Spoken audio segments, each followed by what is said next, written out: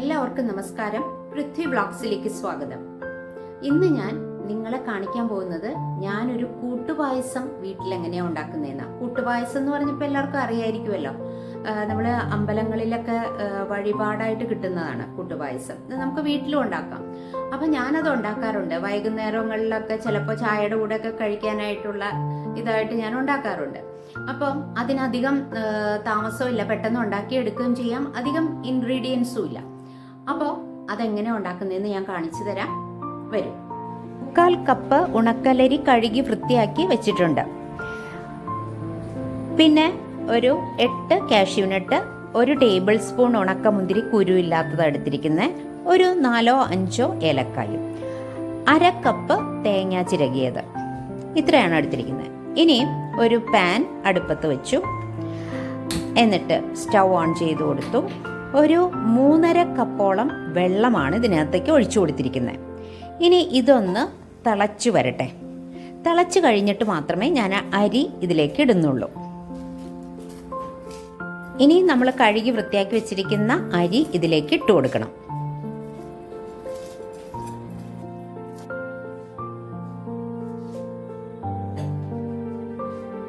ഇനി ഒന്ന് ഇളക്കി കൊടുക്കണം. ഇനി അവിടെ ഇരുന്ന് ഒരു മീഡിയം ഫ്ലെയിമിൽ വെച്ചാൽ മതി. അവിടെ ഇരുന്നൊന്ന് തിളച്ച് വേവട്ടെ. അരി നല്ല പോലെ വേവണം. പിന്നെ ഫുള്ളായിട്ട് അടച്ചാൽ ചിലപ്പോൾ അടപ്പ് വെച്ചിട്ട് അടച്ചാൽ ചിലപ്പോൾ അത് തിളച്ച് തൂവാൻ അടുപ്പിലേക്ക് വെള്ളം പോകാനുള്ള സാധ്യതയുണ്ട്. അതുകൊണ്ട് അടച്ചില്ലേലും കുഴപ്പമില്ല. നല്ല പോലെ തിളച്ച് വറ്റിക്കോളും, വെന്ത് കിട്ടും.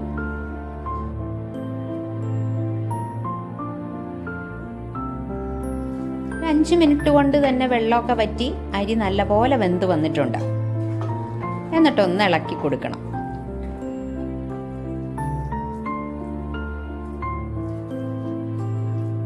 വേണമെങ്കിൽ കുക്കറിലിട്ട് നമുക്ക് അരി വേവിക്കാവുന്നതേ ഉള്ളൂ. അപ്പോൾ കുറച്ചും കൂടെ സമയം ലാഭിക്കാം. പക്ഷെ ഞാനിവിടെ കുക്കർ എടുത്തില്ല.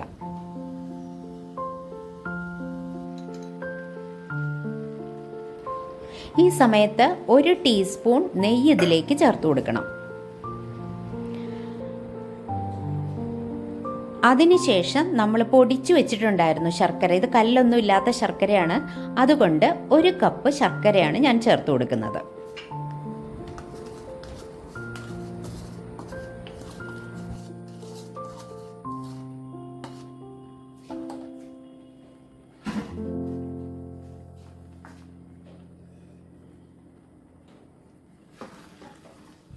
ശർക്കര ചേർത്തതിന് ശേഷം ഒന്ന് ഇളക്കി യോജിപ്പിക്കണം. പെട്ടെന്ന് തന്നെ ഉരുകി കിട്ടും. നമ്മൾ പൊടിച്ചാണല്ലോ ചേർത്തത്, അതുകൊണ്ട് പെട്ടെന്ന് തന്നെ ഉരുകി കിട്ടും. അല്പം ഉപ്പ് ചേർക്കുന്നുണ്ട്. ഒരു 1/4 ടീസ്പൂണൊക്കെ മതിയാവും. പിന്നെ നമ്മൾ ചേർക്കുന്നത് തേങ്ങ ചിരകിയത്. അതൊരു 1/2 കപ്പാണ് ഞാൻ എടുത്ത് വെച്ചിരുന്നത്. ആ തേങ്ങ ചിരകിയത് ഇതിലേക്ക് ഇട്ട് കൊടുത്തു.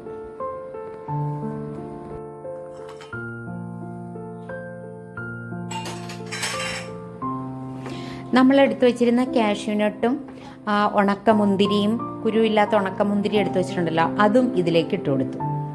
ഇനിയൊന്ന് ഇളക്കി യോജിപ്പിക്കണം.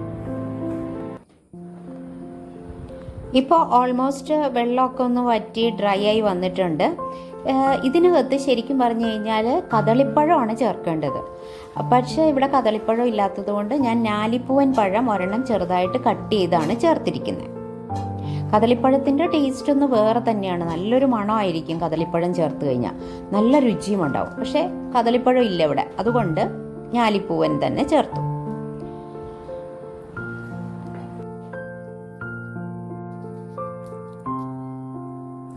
കൂട്ടുപായസം റെഡി ആയിട്ടുണ്ട്. നല്ലപോലെ വെള്ളമൊക്കെ വറ്റി ഡ്രൈ ആയിട്ടുണ്ട്. ഇനി ഇതിലേക്ക് ചേർക്കാനായിട്ട് ഏലക്കാപ്പൊടി മാത്രമേ ഉള്ളൂ. അത് ഞാൻ കുറച്ച് പഞ്ചസാര ചേർത്ത് പൊടിച്ചു വെച്ചിട്ടുണ്ടായിരുന്നു. അതും കൂടി ഇതിലേക്ക് ഇട്ട് കൊടുക്കാം. എന്നിട്ട് സ്റ്റൗ ഓഫ് ചെയ്യണം. എന്നിട്ട് ഇത് ഇട്ട് കഴിഞ്ഞിട്ട് ഒന്നിളക്കി യോജിപ്പിക്കുകയും ചെയ്യണം. ഇത്ര മാത്രമേ ഉള്ളൂ. എന്നിട്ട് ഒരു 5 മിനിറ്റ് അടച്ചു വയ്ക്കുക. കുറച്ച് കഴിഞ്ഞിട്ട് എടുത്ത് നമുക്ക് കഴിക്കാവുന്നതാണ്.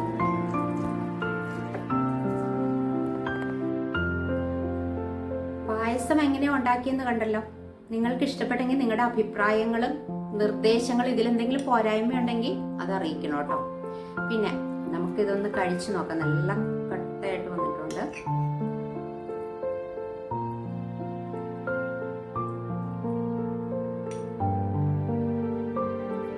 നന്നായിട്ടുണ്ട്. ഞാൻ ഉണ്ടാക്കിയത് കൊണ്ട് നന്നായിട്ടുണ്ടെന്ന് പറയണേ അല്ല കേട്ടോ. നിങ്ങളും ഇതുപോലെ തന്നെ ഒന്ന് ചെയ്ത് നോക്കൂ, അപ്പം അറിയാൻ പറ്റുമല്ലോ. പാകത്തിന് മധുരമുണ്ട്. പിന്നെ അരിയൊക്കെ നല്ലപോലെ വെന്ത് നല്ലപോലെ യോജിച്ചിട്ടുണ്ട്. നെയ്യിൻ്റെ ഒരു ചെറിയൊരു ഇതുമുണ്ട്. തേങ്ങ ഇട്ടേക്കുന്നതും മറ്റേ കാഷ്യും മുന്തിരിയും എല്ലാം ഉണ്ട്. പഴമൊക്കെ ഉണ്ട്. നന്നായിട്ടുണ്ട്.